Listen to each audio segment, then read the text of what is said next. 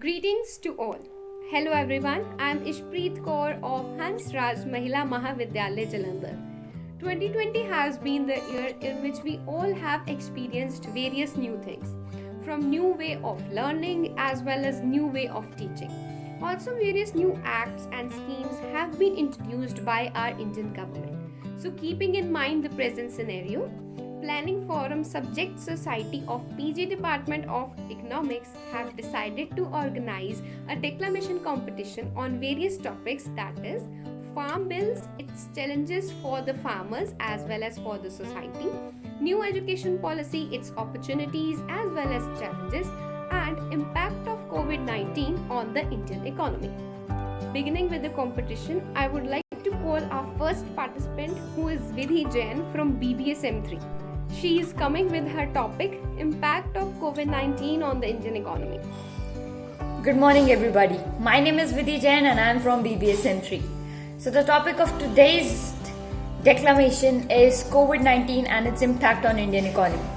Our country faced one of the stringent lockdown, and this has resulted in a halt to 60% of our economic activities. And this has resulted in the negative growth in the quarter 1 and quarter 2. Quarter 1 shows minus 23.9% growth and quarter 2 shows minus 7.5% growth. And this has led to the India entering into a formal technical recession. The major sectors that were hit in this period of lockdown were the construction, were the tourism, and of course, one silver lining was that agriculture sector boomed and it strengthened our economy. In the early months of COVID-19 pandemic, people were pessimistic and they were trying to hoard money rather to spend it. So it disrupted the demand and supply cycle. So it was a dire need for the government to enter into and do some government spending. Government did come with Atmanirbhar package of 20 lakh crore, in which the government tried to increase the liquidity amongst the people. It has reduced the interest rates and increased the moratorium period as well. This pandemic has shown that how this supply chain has been disrupted because of one country, and this has given a valuable lesson to India, and now India is trying to diversify its imports and not rely only on one country. Honorable Prime Minister Modi has given a mantra, vocal for local, and this can help our economy to revive. Even if the international trade comes to an halt, we still have 1.4 billion people as a market to cater to. And if we believe our Chief Economic Advisor, Dr. Subramaniam, he said that Indian economy will face a V-shaped recovery, in which it has slided aggressively but will rebound aggressively as well. With the upcoming news of COVID vaccine, we can say that Indian economy is all set to go higher and higher at this point of time. Thank you so much. Thank you, Vidhi. So the next participant is Totem Paul of BSM5. Her topic is Impact of COVID-19 on the Indian economy. Greetings to all the teachers and judges. My name is student Paul and I am a student of BA third year. Today I am going to give a short speech on the impact of COVID-19 on Indian economy. But firstly, I would like to talk about how coronavirus has impacted India as a whole. India has faced many challenges in the last 1 year, with the rapid spread of the virus to the deaths of millions of people. Not only that, many crores of people actually have even lost their jobs in the last 1 year. And it has also majorly affected the education system too. Likewise, the Indian economy has also faced major drawbacks because of COVID-19, which has been largely disrupted.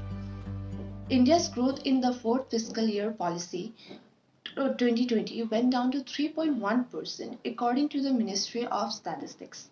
The Chief Economic Advisor to the Government of India said this drop has been majorly because of this coronavirus, as it has affected the Indian economy in a large manner. So, unemployment rose from 6.7% on 15th March to 26% on 19th April, and then went back down to the normal pre-lockdown levels in mid-June.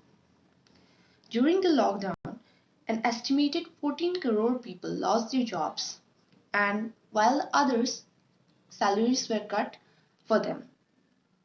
Up to 53% of businesses in the country were projected to be significantly affected, and not only that, other small scale industries, large scale industries, and other sectors like agriculture and even household were majorly affected because of coronavirus. While the government has taken many measures and methods to try to block this situation from arising any further, but still the situation has still persisted, and the government is still trying to curb the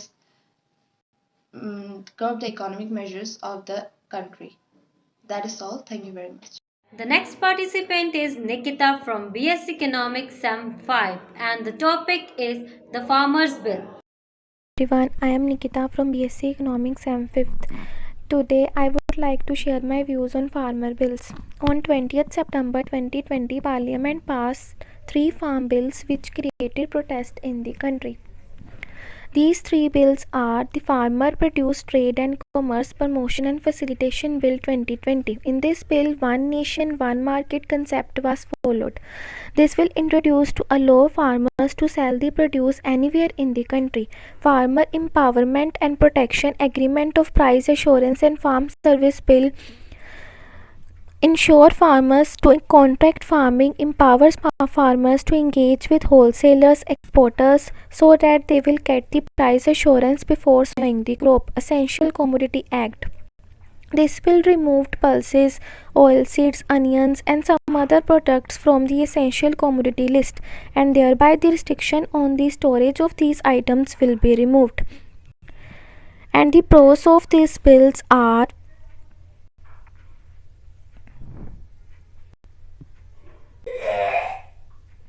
one nation, one market can end the monopoly of agricultural produce market committees.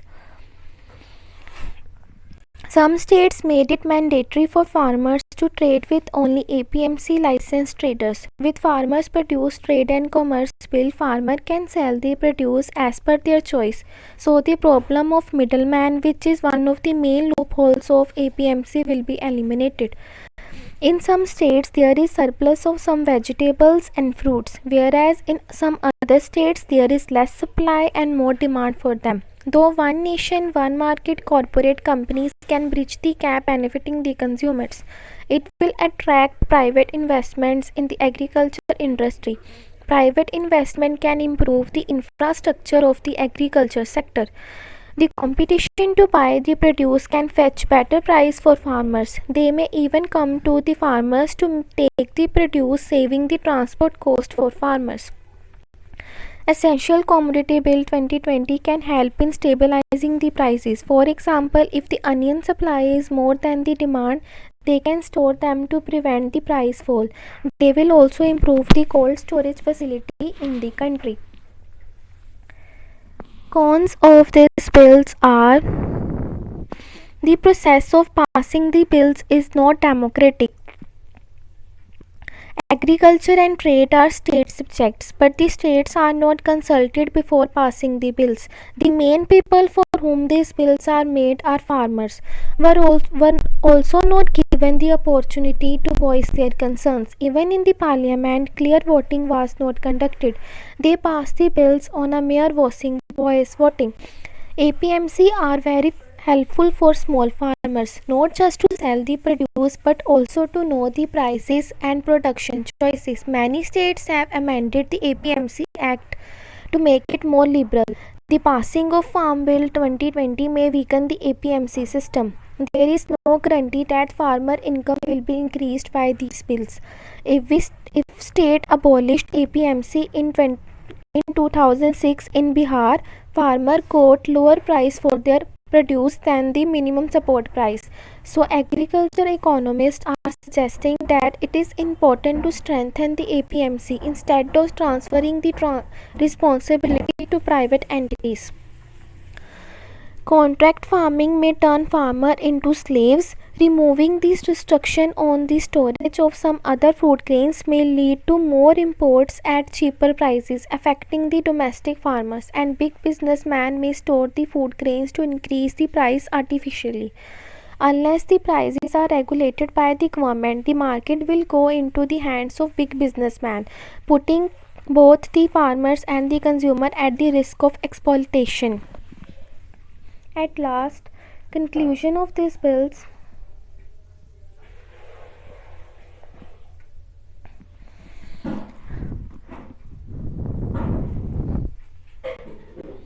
The way the bills are passed created mistrust in farmers on government sidelining the positive sides of the bill, such as the opportunity to modernize the Indian agriculture sector. It is the responsibility of the government to take the opinions of farmers and also of the states before passing such bills.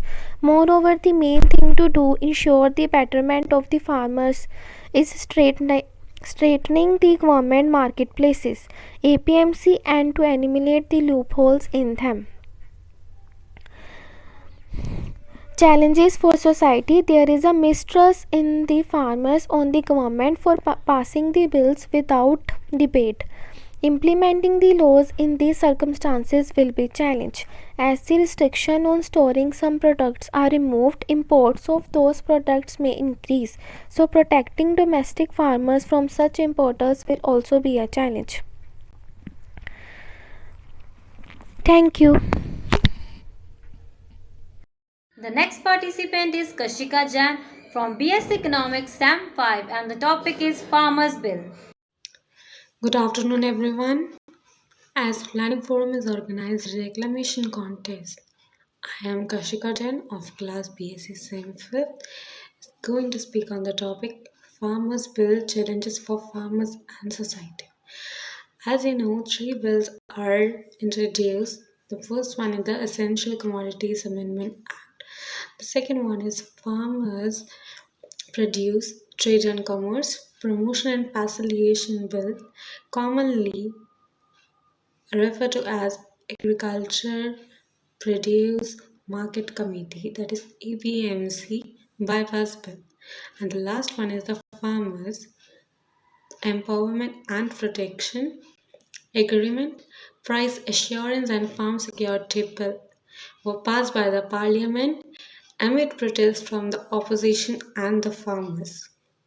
These bills represent fairly important changes in the marketing regulation and are what many were asked for because of the flaws of the APMC system.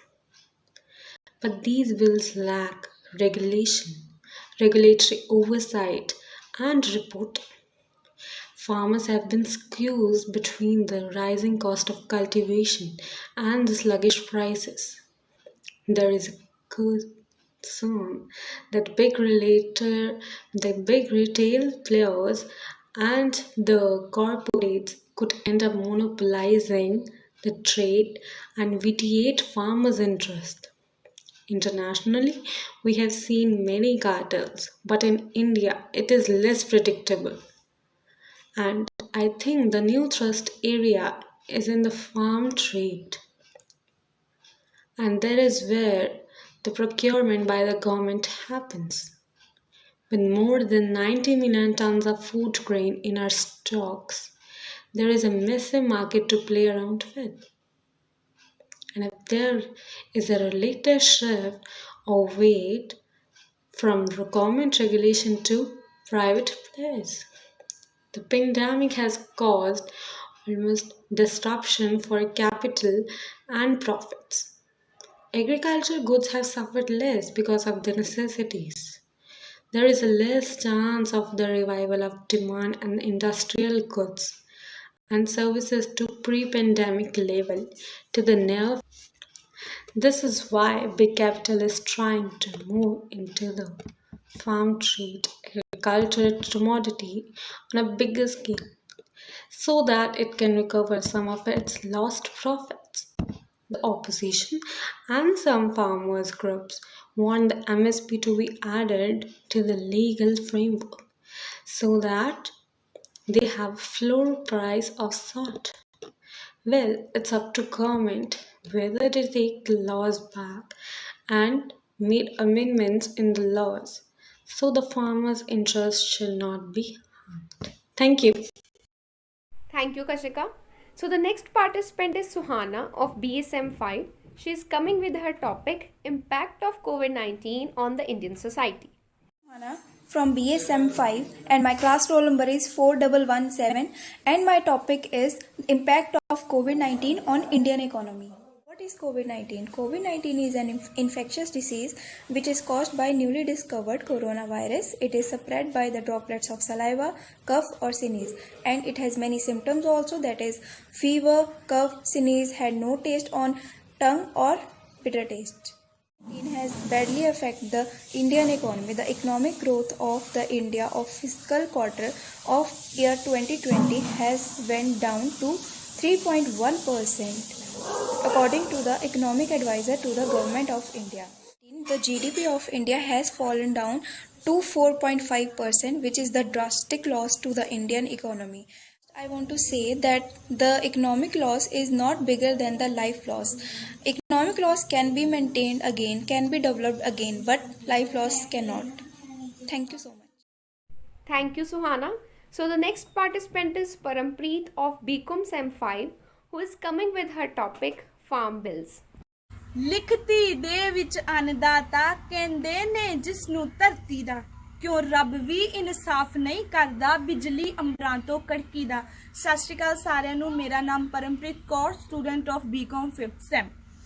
ਸਰਕਾਰ ਦੁਆਰਾ ਕਿਸਾਨੀ bill pass ਕਰਨ ਤੋਂ ਬਾਅਦ ਕਿਸਾਨਾਂ ਨੇ ਇਸ bill ਤੇ ਆਪਣਾ ਰੋਸ ਪ੍ਰਗਟ ਕੀਤਾ ਅਤੇ ਇਸ ਰੋਸ ਦਾ ਨਤੀਜਾ ਅਸੀਂ ਅੱਜ ਤੱਕ ਲੱਗ ਰਹੇ ਧਰਨਿਆਂ ਵਿੱਚ ਦੇਖ ਸਕਦੇ ਹਾਂ। ਕਿਸਾਨਾਂ ਨੇ ਇੱਕ ਸੰਗਠਨ ਰਾਹੀਂ ਦਿੱਲੀ ਜਾ ਕੇ ਧਰਨੇ ਲਾਉਣ ਦੀ ਯੋਜਨਾ ਬਣਾਈ ਅਤੇ ਦਿੱਲੀ ਜਾਂਦਿਆਂ ਉਹਨਾਂ ਨੂੰ ਰਾਹ ਵਿੱਚ ਬਹੁਤ ਸਾਰੀਆਂ ਮੁਸ਼ਕਲਾਂ ਦਾ ਸਾਹਮਣਾ ਕਰਨਾ ਪਿਆ। ਕਦੇ ਉਹਨਾਂ ਨੇ ਅਥਰੂ ਗੈਸ ਦੇ ਗੋਲੇ ਸਹੇ ਅਤੇ ਕਦੀ ਪਾਣੀ ਦੀਆਂ ਵਿਛਾੜਾਂ ਸਹੀਆਂ।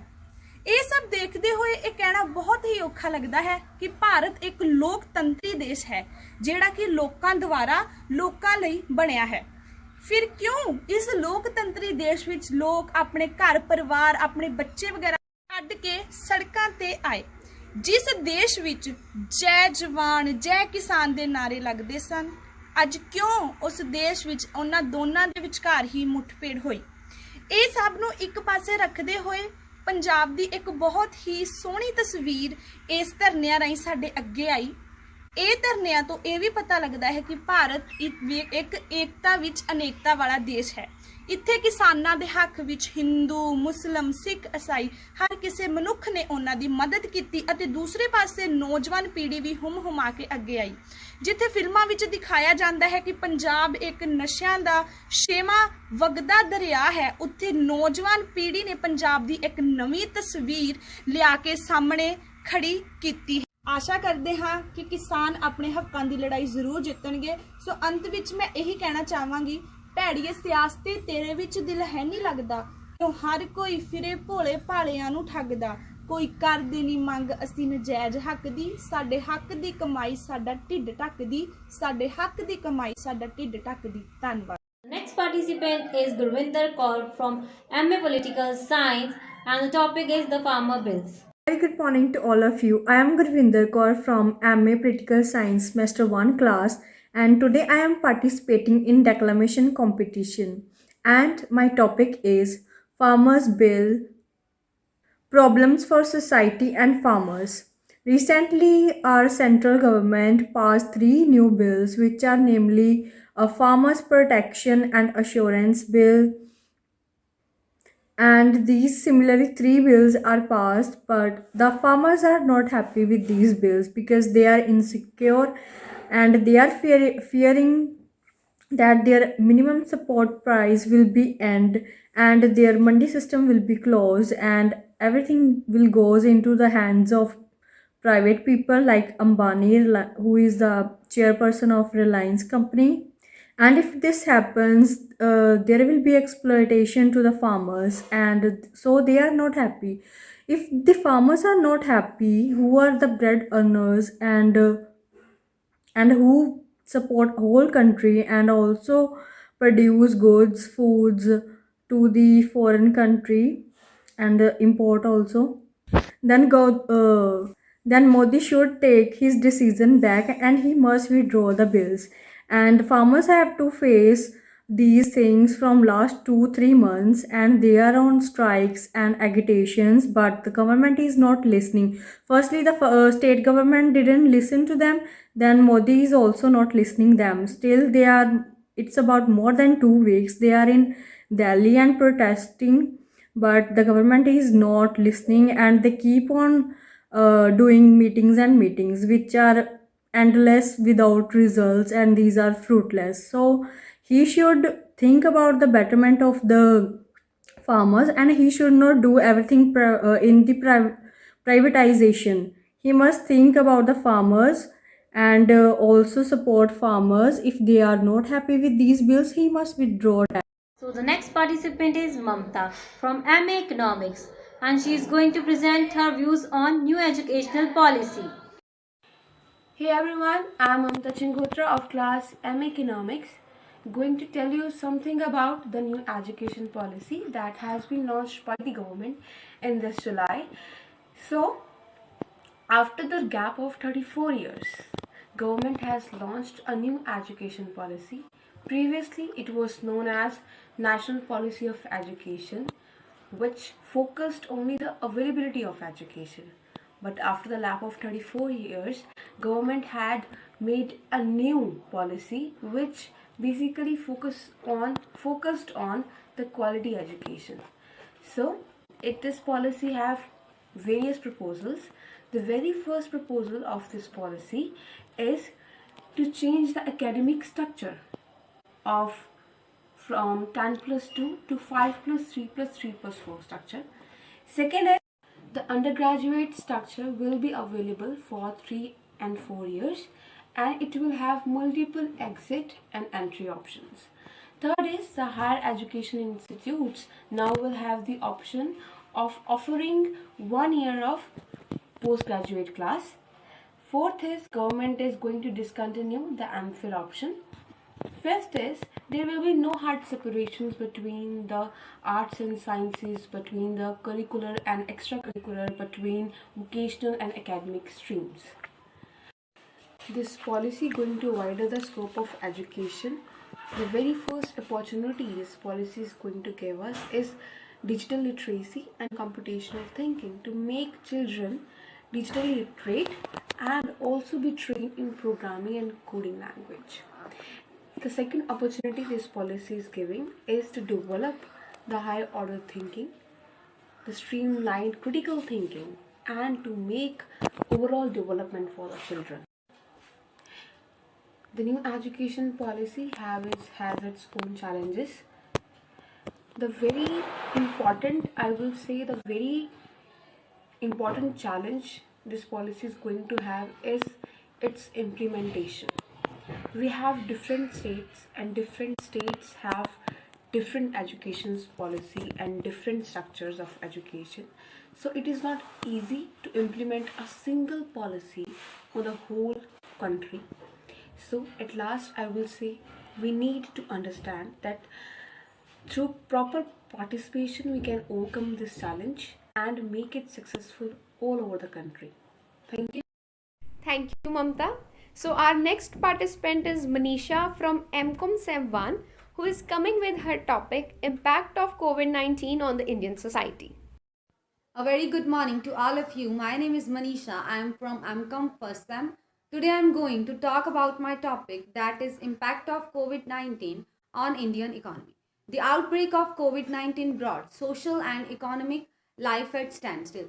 The world which forever buzzed with activities have fallen silent and resources have been diverted to the meeting never experienced before crisis.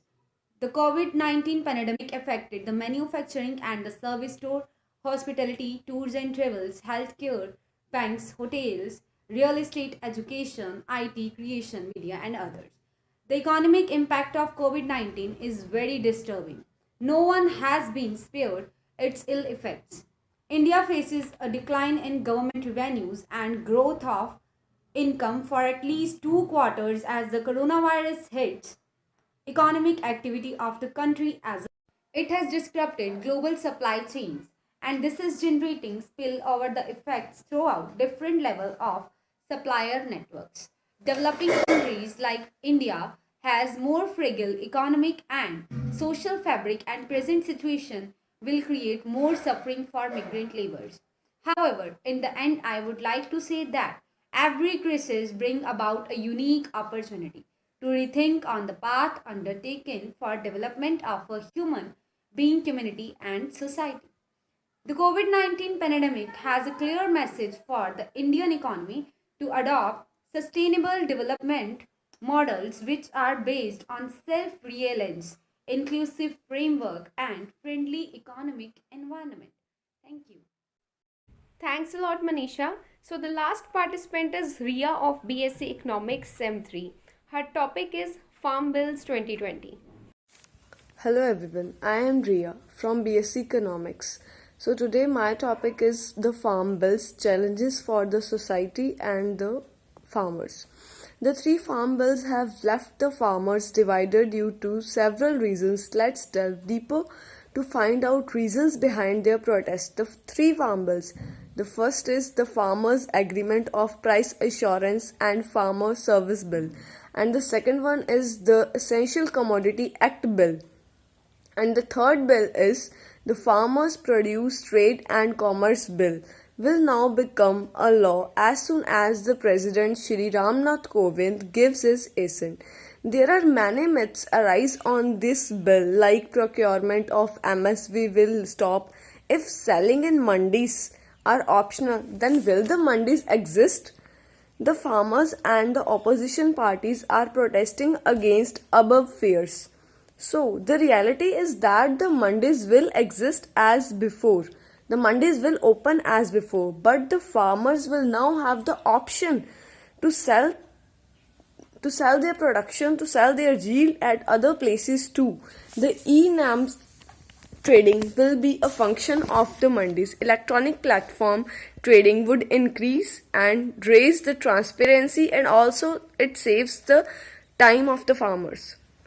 So, what can be the conclusion of this is that the purchase by organized retailer curtain length of supply chain, gives better prices to the farmers and asking for lower prices from the consumers. It is witnessed that the middleman charges higher prices than the organized retail. Also, contract farming by corporates implies that the corporates will provide technology to the farmers to improve their yield. So, new farmer bill will be a boon for everyone, for the economy and well as for the farmers in the coming years. And any loophole will be addressed by the experts and the policymaker. So this is what, according to me, is that this bill is. So thank you so much. Thank you all the participants for participating so enthusiastically in this competition. I would like to thank our Madam Principal, Professor Dr. Mrs. Ajay Serene, who always encourages and inspires all the students for organizing as well as participating in such competition. A big thank you to Madam Shalu Batra, the head of PG Department of Economics of our institution. She has guided a lot to all the students in this competition. Thank you everyone. Have a good day.